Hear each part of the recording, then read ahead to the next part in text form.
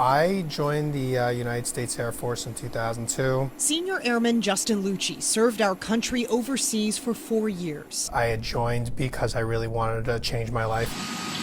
Stationed in England during Operation Iraqi Freedom.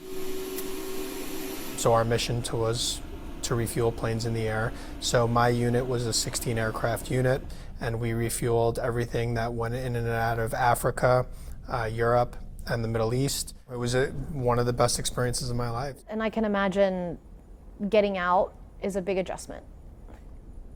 It was. You go from having like a big mother that takes care of your every day, every week's needs to now you're kind of figuring out, your next life afterwards. And now that I was a civilian, I can do what I wanted, and I started making some bad choices. Lucci became addicted to drugs and alcohol. My mental health started declining, over a few years of time, and I got to the point of, waking up, going to bed every day, having suicidal thoughts. That's what brought him to the VA hospital in West Palm Beach. I'm grateful for the VA. The VA helped save my life. It was 2012, and Lucci's treatment options were limited. And they offered me two different options. One was called Stand Down, which is a veteran program at the VA Medical Center. And then the other was the Salvation Army Center of Hope in West Palm Beach.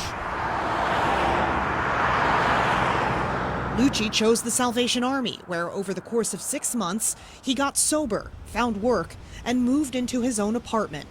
While he credits the support he received along the way for helping him back on his feet, I would have loved to have more of in-depth clinical services, therapeutic services. I think,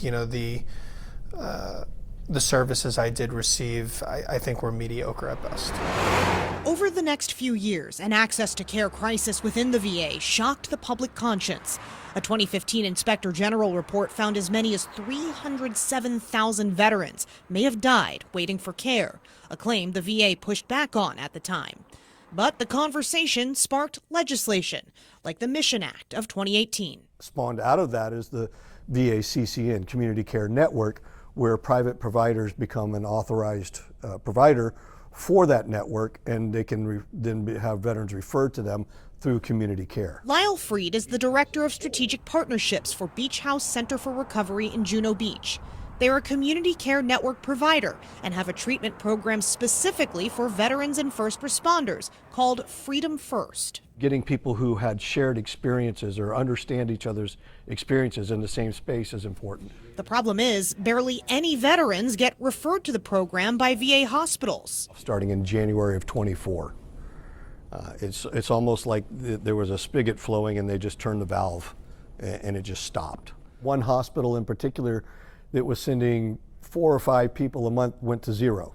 Another one that was sending, 10 a month went to 1. That drop in referrals came right before a VA panel released this report, finding that community care referrals were ballooning, with spending on that program climbing 15 to 20% per year, reaching $30 billion in fiscal 2023.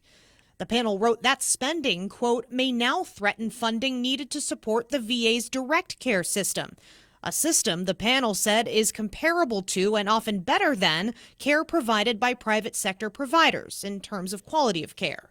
So when those referrals dried up a year and a half ago, how did you react to that? What was your concern?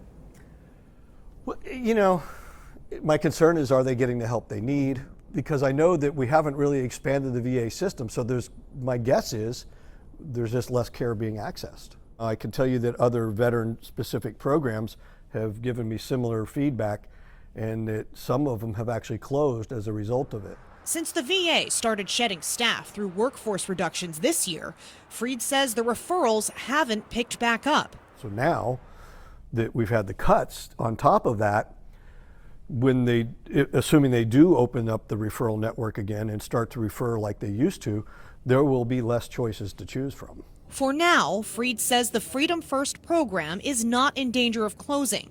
In fact, they're opening a dedicated residential building for it this month, staffed with people who understand the needs of veterans, including Senior Airman Justin Lucci. It's that common bond. It's like escaping a shipwreck together, even if it wasn't the same shipwreck. If the VA could come by with a lifeboat for everybody, what would that lifeboat look like? I think just giving quality access to care.